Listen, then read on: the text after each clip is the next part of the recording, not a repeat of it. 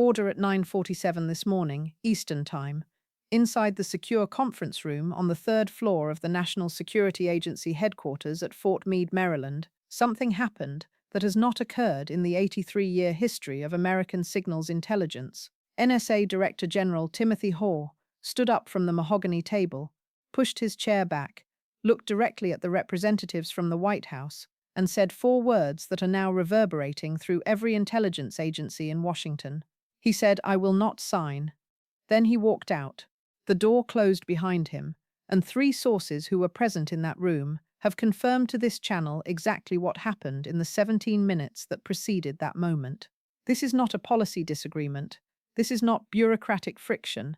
This is the director of the most powerful surveillance apparatus on Earth refusing a direct order from the President of the United States. And if you care about whether American intelligence agencies still answer to the Constitution rather than to one man, you need to subscribe to this channel right now and turn on notifications, because what happens in the next 72 hours will determine whether civilian oversight of intelligence still exists in this country. Here is what we know based on three independent sources, two from inside NSA and one from a congressional staffer who was briefed within 90 minutes of the incident. The document General Haugh refused to sign is a presidential directive classified at the TS-SCI level, meaning top secret sensitive compartmented information. According to a source who has read the directive, it runs 14 pages and contains provisions that would fundamentally restructure the relationship between the NSA, the FBI, and the White House. The specific provisions that triggered General Haugh's refusal involve domestic surveillance authorities, the sharing of raw intelligence data with non-cleared White House personnel, and what one source described as the elimination of FISA court oversight for certain categories of collection. That source used a phrase that should alarm every American regardless of political affiliation. They said this directive would turn the NSA into a political weapon. Now let me walk you through exactly how we got here, because the timeline matters enormously, and the sequence of events over the past 11 days reveals a pattern that goes far beyond this single confrontation. Day 1 was February 12th. The White House issued an executive order restructuring the intelligence community's reporting chains, giving the newly created position of Special Advisor for Intelligence Direct Access the ability to request raw intelligence products without going through the Director of National Intelligence. This position was filled 3 days later by someone with no intelligence background whatsoever, a political operative named Marcus Chen, who served as deputy campaign manager during the 2024 election.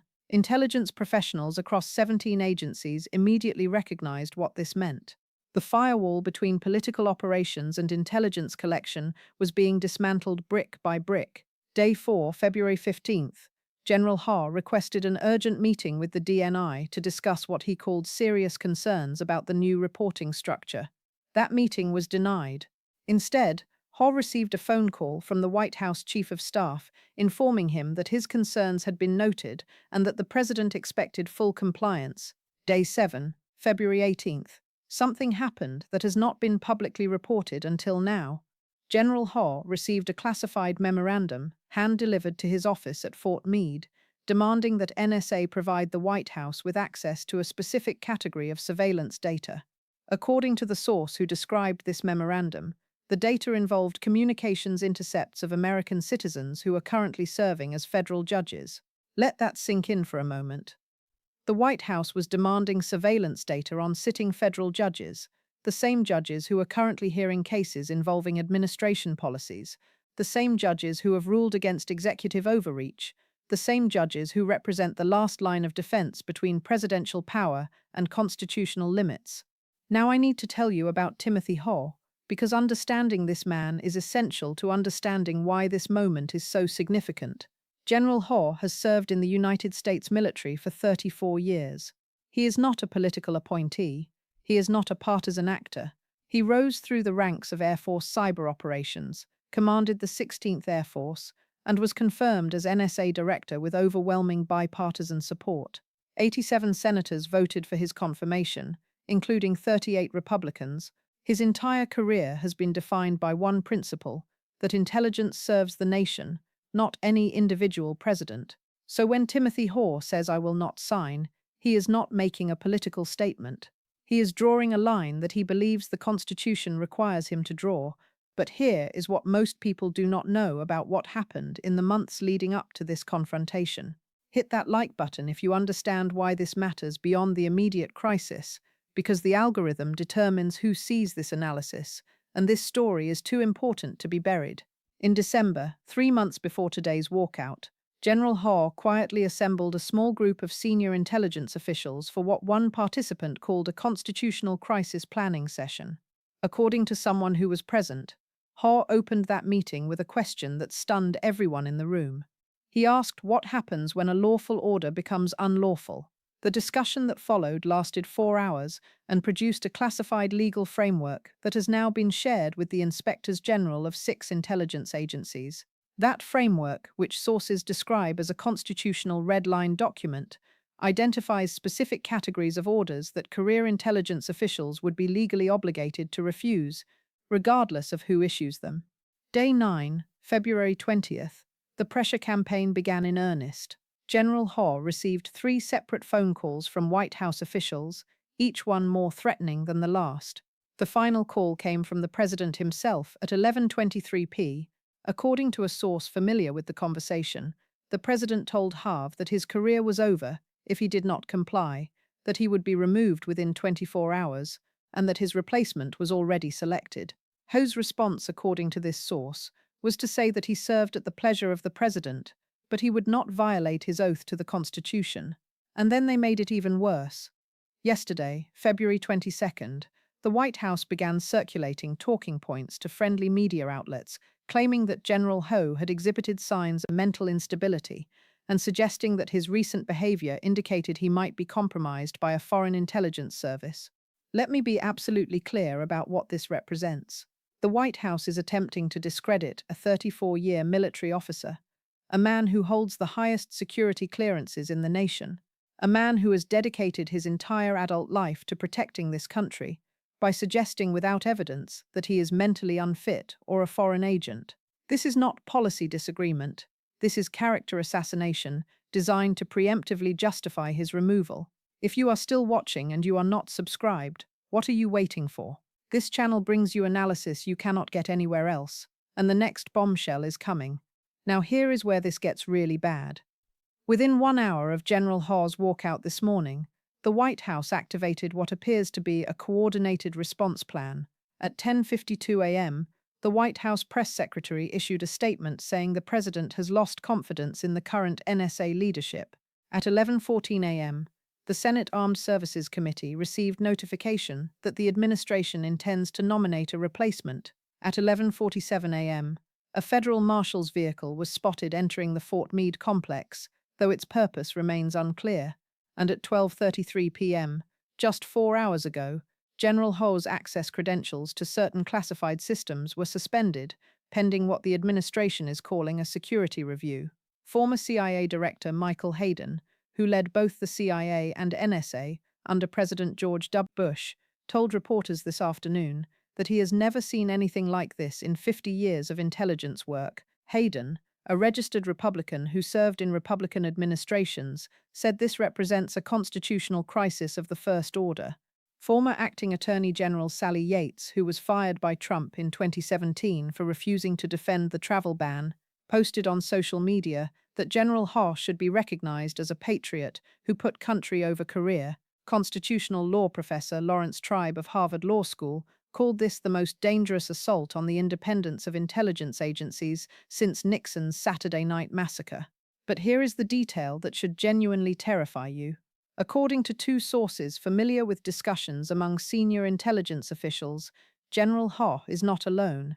Within the past 6 hours, at least 4 other senior officials across the intelligence community have indicated privately that they will not comply with similar directives if issued.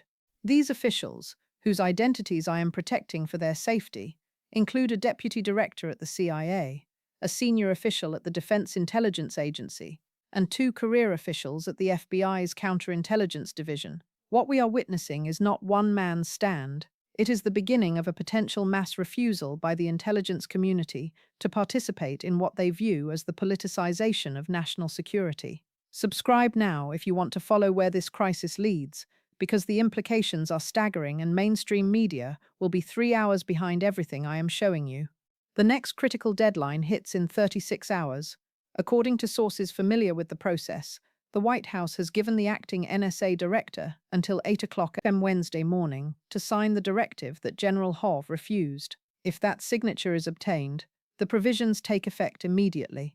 If it is not obtained, the administration faces a choice between backing down or attempting to implement the directive through alternative legal mechanisms that would almost certainly be challenged in federal court within hours. Here is what to watch for in the next 48 hours. First, watch for General Haugh to be formally removed or placed on administrative leave. This could happen as early as tomorrow morning.